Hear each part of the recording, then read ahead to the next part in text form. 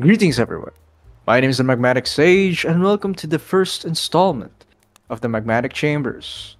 Here, I get to interview Earth and geoscientists, talking about their field of specializations, some of their works, and of course, something interesting about their lives. To start off, I welcome Paul Flores. Thank you for joining me today. Hello, thank you for inviting me. So I'm Paul Flores. I am currently taking my Doctor of Science in Earth Science, and the focus of my research is studying slow earthquakes, or rather, my research focus is studying the factors affecting the slow earthquake activity in the Nankai Trough. Specifically, I'm trying to explain why some areas of the Nankai Trough have high activity of slow earthquakes and some areas have no activity of slow earthquakes. And the main data set that I use is seismic reflection data. Okay. Wow, that's a that's a very heavy topic to deal with. So maybe later we could dissect a little bit more about what your current researchers are. But first, of course we need to get a little background about yourself. What inspired you to become an earth scientist or a geologist per se? What inspired me to become a geologist? Hmm. Well, maybe we should trace back to the time when I applied for the UPCAT entrance exam. During that time, I my first and second choice was electronics and communications engineering, and my second choice was electrical engineering. And then I passed the UPCAT. I passed my first choice, which is the electronics and communications engineering. And then what happened is I changed course because I wanted to try something different, because a lot of people are already going into engineering, but not specifically on electronics and communications engineering, but engineering in general. So I thought of going to another course where like nobody is trying to get into. So that's basically how I got into geology. But during my college days, I did not really appreciate geology very well, because most of the time we were studying when you are studying geology textbooks, the examples that you see are from not in the Philippine setting. So I did not really appreciate it very well while I was in college. And then when I graduated from college, my first job was to be a research assistant at the Marine Science Institute. And then Mhm. my boss there was a geologist, and I learned a lot about geology from him. And I from there I began to appreciate geology, and then I pursued graduate studies, and here I am now doing my Doctor of Science in Earth Science. Wow, that's quite a journey you got there. So it's really an interesting background. So you got from passing the UPCAT, as you say. I've heard that UPCAT is like the entrance exam for the University of the Philippines in the Philippines. So for those who don't know, University of the Philippines is like the Ivy or premier school in the Philippines, similar to like Columbia, Harvard, or Yale in the US. So yeah, it's a big deal for a lot of people. And of course, saying that ECE wasn't cut off for you because a lot of people were basically taking up engineering, which was true, and you Yeah. and you traveled to from ECE to geology, and then not really appreciating geology undergrad. I kind of But understand that because but I did not enter the ECE program. Like, there was a time before you enroll, before you enroll in the first Mhm. semester, you have an option if you want to change course. And during that Mm, time, like, I changed it to geology instead of pursuing ECE. So I I did see. not really go into the ECE program. I just I just passed. And you passed, Like, yeah, and then I just passed, and then you opted to go changed into course geology. immediately. Yeah, you quite understand that. So yeah, and then you saying that you didn't appreciate geology that much in your undergraduate days because uh, the examples weren't really that similar to the settings of the Philippines, your country. So I kind of understand that because, of course, people would more appreciate the information they get if they experience it in reality, right? So yeah, I understand that. But it's kind of quite amazing that you found a mentor or at least an inspiration to further further appreciate the science of geology in your they call that research assistant position in the Ah, Marine yes. Science Institute. So that's quite a turn of fate. Now let's delve in more on slow earthquakes. So could you give a little layman's, at least for people who aren't really that technical about slow earthquakes? Can you tell us a little bit more about what slow earthquakes are, how they are important in studying, I guess, active subduction zones or faults? Okay. So when we talk about earthquakes, typically what we imagine is like a violent ground shaking that will last for a few seconds to several minutes maybe. But a slow earthquake, it is a kind of earthquake that you don't feel the ground shake because the energy is released over a period of several days to months or years. So a slow earthquake can have magnitudes up to 7 or 7.5, but you don't feel the ground shake because, as I said earlier, the energy is being released over a long period of time.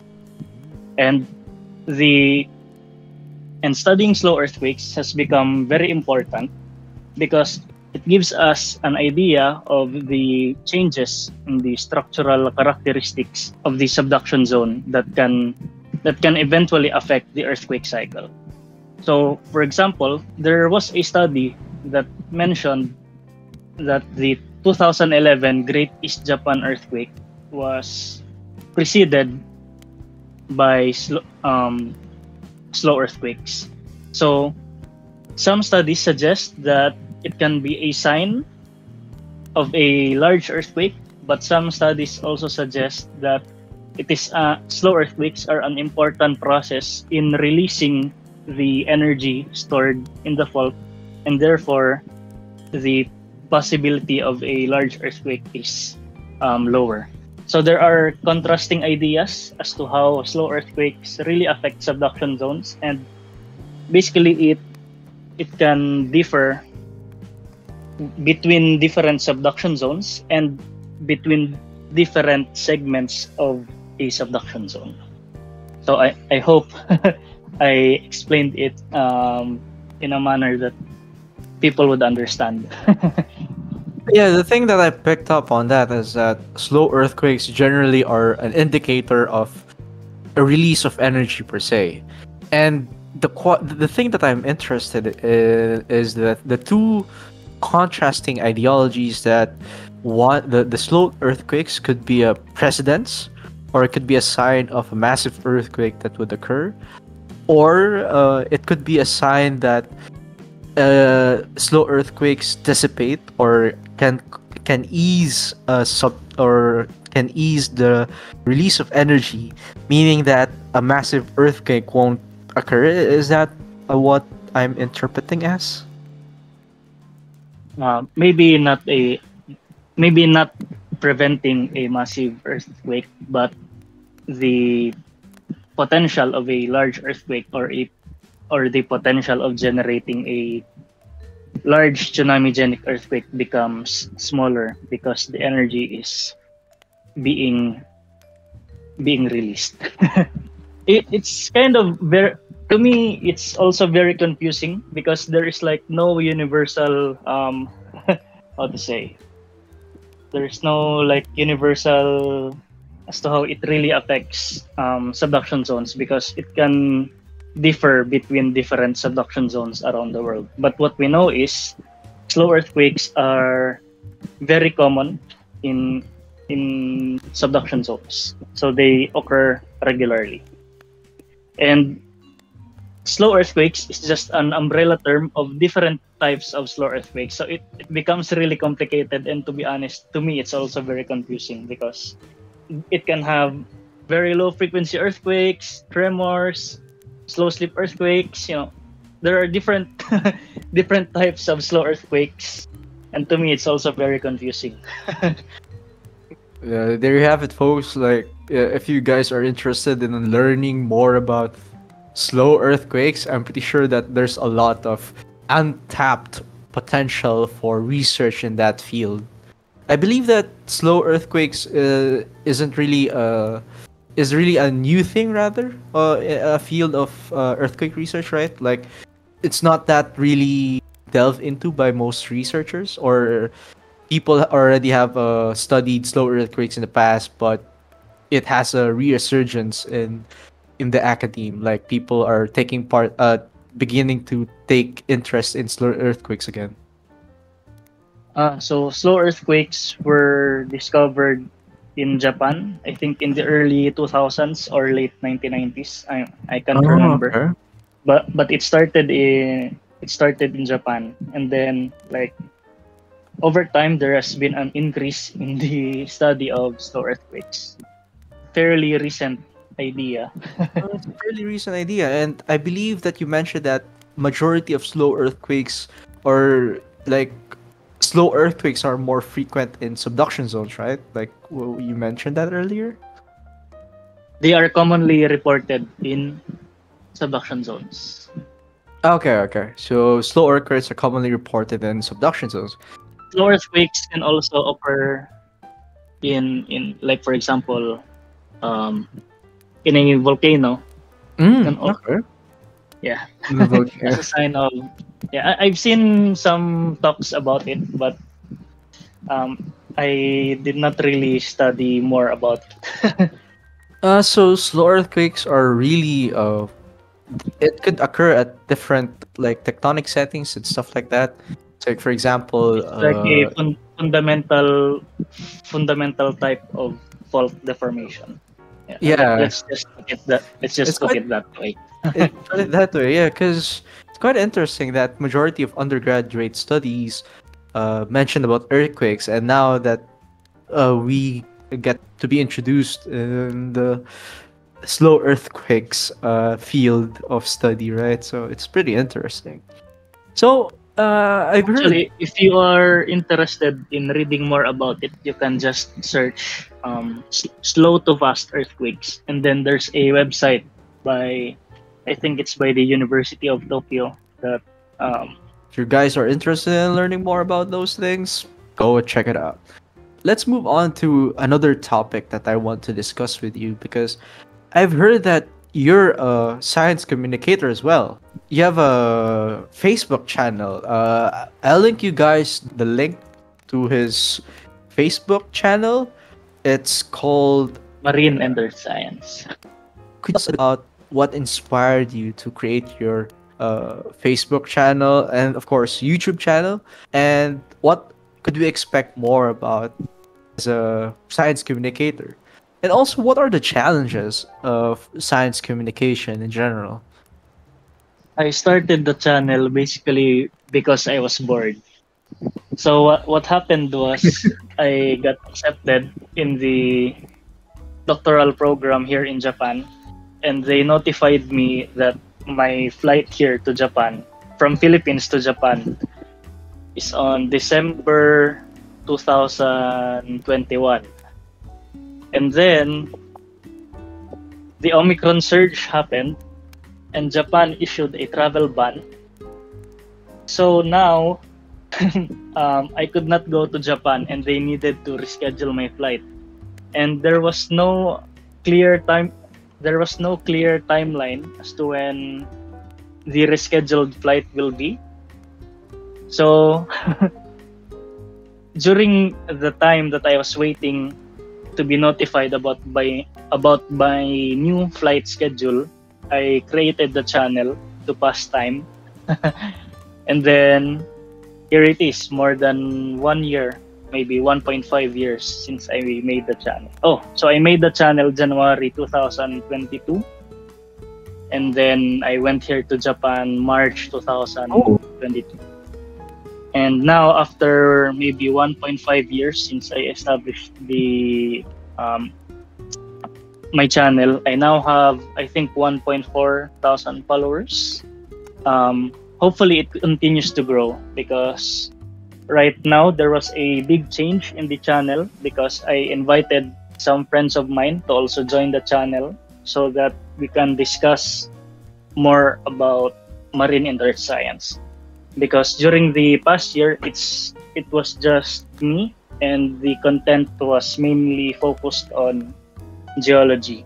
So now that I have friends from other fields, they will be talking about different fields of marine science, like chemical oceanography, physical oceanography, organic geochemistry, and remote sensing. So there will be a wide range of topics that we will be discussing, and we will upload videos every week. So yeah, that's it. And as to the challenge of science communication, I think um, the main challenge that we are facing is how we can reach more audience, because, or how we can make our content go viral. Because if you look at the viral videos on Facebook, especially in the Philippines, it's more of like just pranks. Some people having it's just prank videos, or some other other videos that are not really educational, but it gives you but it makes you laugh. Like the trending or viral videos in the Philippines makes you laugh. But when it comes to science communication, I don't know how, like, we don't know how to make our content go viral, because I think naturally science is not funny. It's hard. So we need to find a way to simplify the complex scientific terminologies, such that people would understand it without having the technical background on the topics that we are discussing. Yeah, so I guess that's it. That's the main challenge in science communication, is to how you can simplify those complex scientific terms such that people would understand you. yeah, I kind of quite understand that majority of people nowadays in most social media prefer to consume mindless, I guess, as you said, prank videos or whatever. I guess time-consuming, mindless stuff in the internet. And also, I kind of Yeah, understand maybe that.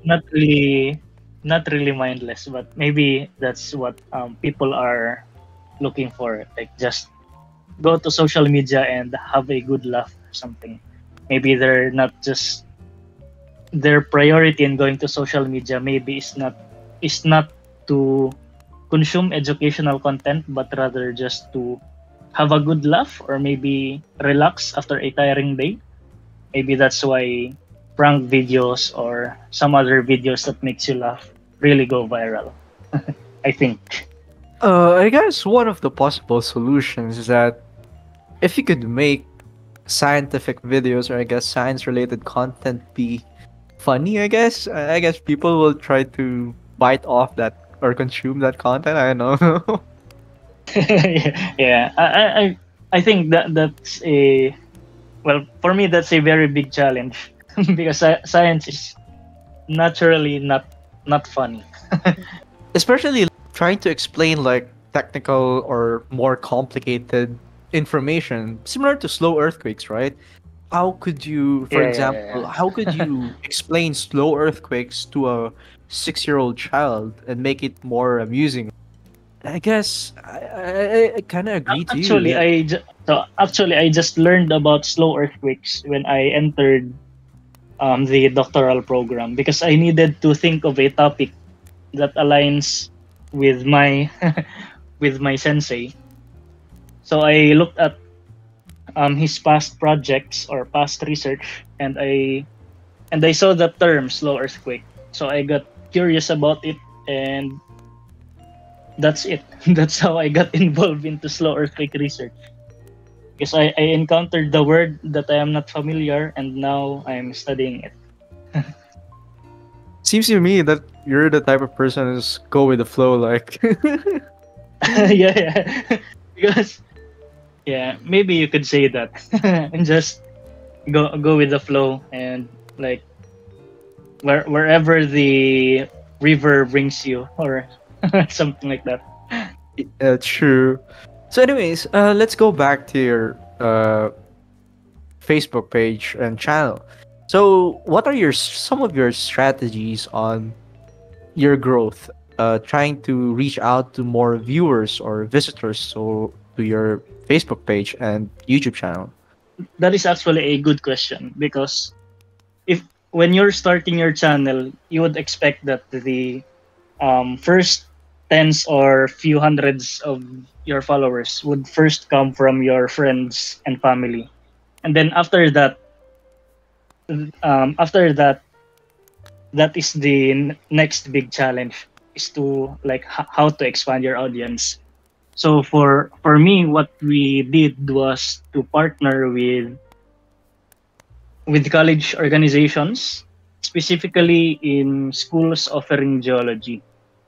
We contacted them and offered some a partnership proposal, a simple partnership proposal where they will just like and share our content, and in return we will acknowledge their support in our content. So yeah, that's how it started on how we were able to eventually grow our channel.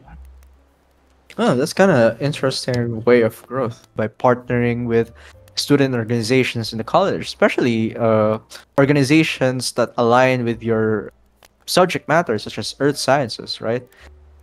I think we chose that strategy because when you're making your channel, it should be clear to you who your target audience is. And our target audience was college students who are into geology, or college students who are not into geology but are generally interested in science, or senior high school students who are deciding what course they want to go to college. So yeah, basically that's our target audience. While we were starting, that's why we came up with the plan of partnering with geology organizations in different universities. Yeah, that's quite nice. People, or at least some people in the Philippines or other countries, lack the guidance or at least the resources on understanding earth sciences or marine sciences in this case. So it's quite nice that there's a potential learning hub that they could go into and start learning more and appreciating more about the earth sciences and marine sciences. Moving forward to like the academe and the sciences and research in general, what do you think are the challenges and obstacles that you've encountered in the academe or researching for your thesis in both masters and currently in PhD? Ah. I worked as a research assistant from 2017 to 2022, like first quarter of 2022. And I mainly worked as a research assistant in the University of the Philippines. And the recurring problem as a research assistant there is the salary delay. That was a very big problem, and it is still a very big problem in the university. I think there was a time that my salary, that the delay was, I think it reached 8 months, and it was Eight during the pandemic. months. Oh my god. Yeah, it was so frustrating because as a research assistant, your contract only lasts for 6 months. So you renew your contract every 6 months. So it was frustrating because I already renewed my contract, but I did not yet receive my salary for the first 6 months. So basically, it Yeah, was just passion for research that was keeping that kept me going. damn, you must have a Yeah, that real was it. passion for research. Well, that you persevered for like Yeah, that long without any salary. That's an injustice, to be honest, in the academe. Remember, yeah, folks, you need to and appreciate the scientists. They work hard with literally delayed pay. Anyways, go ahead. Sorry for cutting you off. yeah, it's a problem back then. It's a problem until now, and I don't know when it will be addressed by the university. I really hope that it will get solved in the future, to be honest. Going back, what are the other challenges they've encountered, per se, other than the salary, salary delay? I think one of the problems that my colleagues encounter is the procurement, like buying the equipment or the chemical reagent that they need takes too long. It takes a lot of time to buy those things, and instead of doing research, a lot of your time is wasted on doing unnecessary things. What you're saying is that not only that scientists experience delay in their salary, they also experience inaccessibility to the equipment that they need for their research. That's two for two for struggles in research in general. It's difficult to purchase the equipment, and if you are able to purchase it and something goes wrong with the equipment, like if the equipment gets damaged, it takes a lot of time to process the paperworks in order to send the equipment somewhere else to get fixed. Like for example, if the equipment was bought from a international company and they delivered the equipment here in the Philippines, after some time the equipment will get damaged. That is quite expected. Over time, the equipment gets damaged, and if the equipment gets damaged after the warranty, you cannot easily send it back to the company to get it fixed because it needs to undergo some processes like getting price quotations from different companies who can fix that equipment, and if it reaches a if the cost reaches a certain amount, it needs to undergo bidding, some other processing steps that I don't understand, but it takes too long. There's literally a lot of process. So not only that the items or the equipment you need gets shipped, there's also a potential for the shipment or like the equipment to be damaged during the shipping. And not only that, when the equipment gets damaged after the warranty, you say that it's really hard to try to fix it per se. So that there's a lot of problems that researchers or scientists encounter, especially in data gathering. I really hope that there's a solution for that. Do you have any thoughts on possible improvements that could be done in order to speed up the process of, I guess, equipment procurement, or like what are the solutions for like the delayed salaries per se? Regarding the buying of the equipment, I think the law needs to change because when you're working under a government project, there's this thing called procurement law that we need to abide because it was created to prevent corruption. But as it Mhm. turns out, it generates more problems because it is not really efficient when it comes to helping the scientists do the research.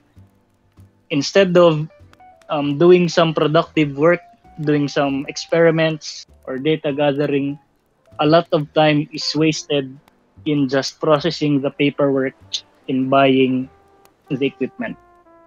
Yeah. So I think the law needs to change with regards to addressing that problem.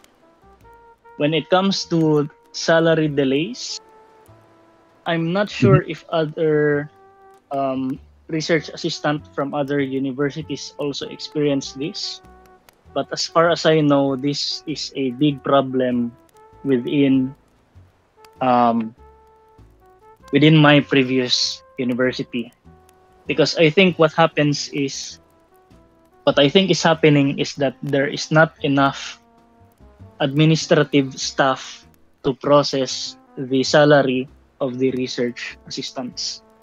So I think what happens is that the number of administrative staff who are involved in processing the salary of the research assistants is not enough. Like the ratio between the administrative staff and the number of research assistants, there's too many research assistants compared to the number of administrative staff. So I think the administrative staff also get overwhelmed with the amount of paperwork, and that's why there is a lot of delays.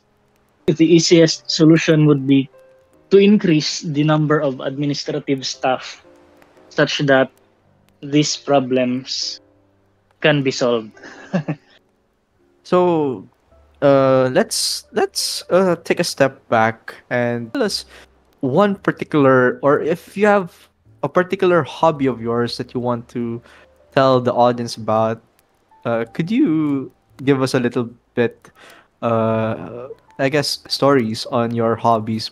Hmm. Outside of research, what I usually do is sometimes I watch Dota 2 replays. Because I don't play Oh, anymore.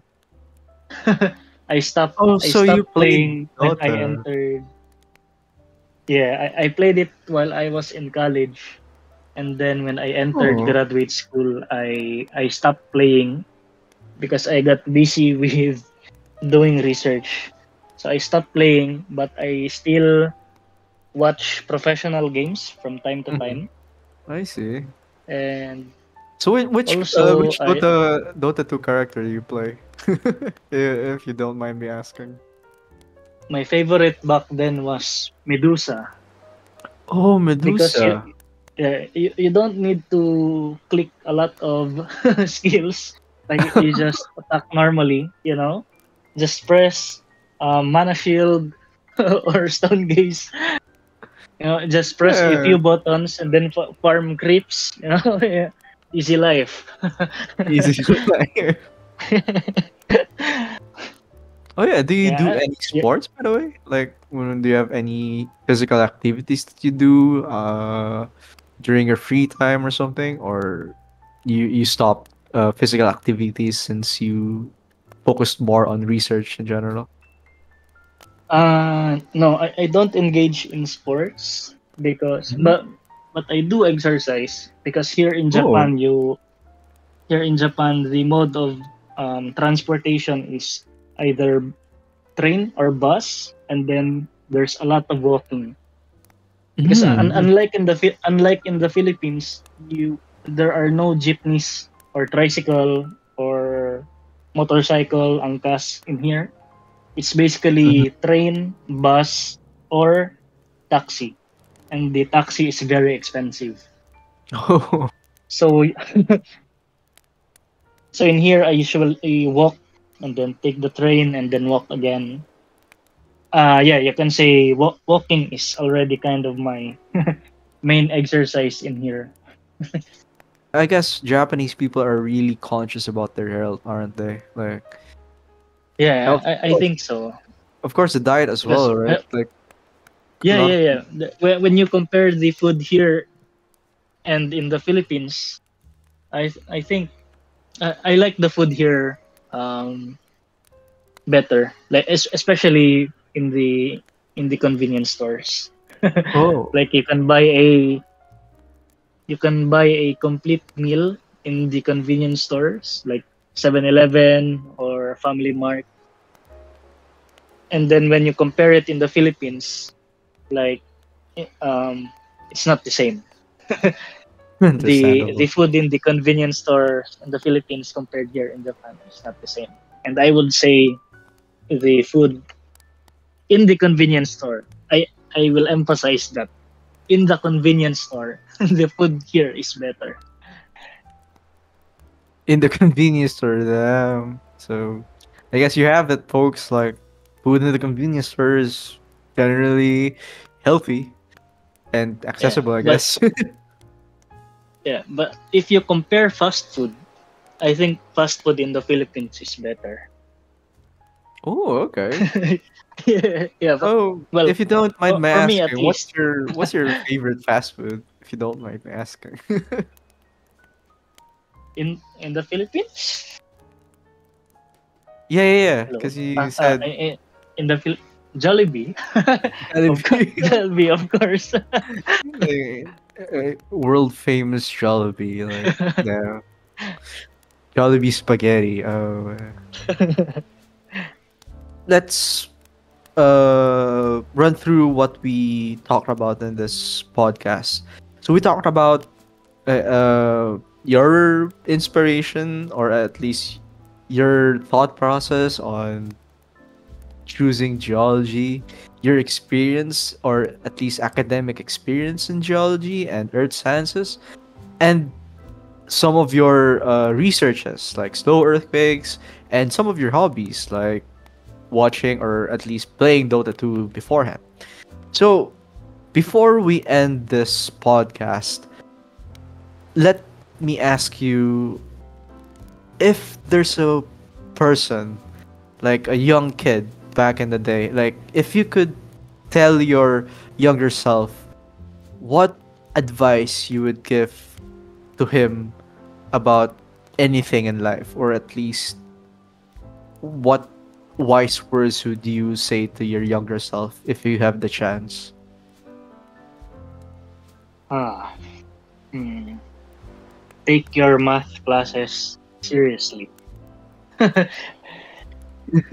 Because I remember when when I was when I was taking my geology undergraduate geology, people were saying there is no math in geology. But eventually, when you work or when you go to graduate school, you will realize there is also a lot of math in geology, and you would wish that you took those classes seriously, so you don't need to study it again while you're doing your work. So that's my number one advice to young kids who want to go into geology. Take your math classes seriously. So there you have it, folks. Like, always take your math classes seriously. So thank you, Paul Flores, for being my first guest in this first geology themed podcast. So for the audiences out there in YouTube, you could I will link down his Facebook page and YouTube channel down in the description below. If you like this podcast, like, comment, and subscribe to my channel. Thank you. That's all, folks. Thank you for thank you for inviting me. I was able to practice my English speaking skills. I'm used to writing, but I'm not very used to speaking in English continuously.